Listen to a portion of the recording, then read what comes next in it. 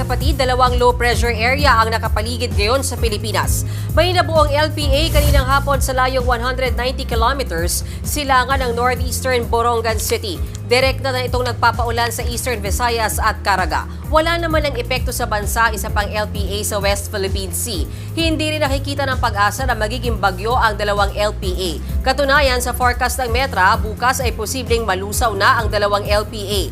Pero magiging maulan pa rin sa ilang lugar kahit mainit dahil sa easterly winds. Bukas ng tanghali nagbabadyang umulan sa natitirang panig ng Visayas at Mindanao, pati na sa Palawan. Posible rin ang mahinang ulan sa Metro Manila pagsapit ng hapon. Mga kapatid, may Los Baños po. Huwag magpahuli sa mga balita at impormasyong dapat ninyong malaman. Para sa mas malawak na balitaan at diskusyon, mag-follow at mag-subscribe sa social media pages ng News 5.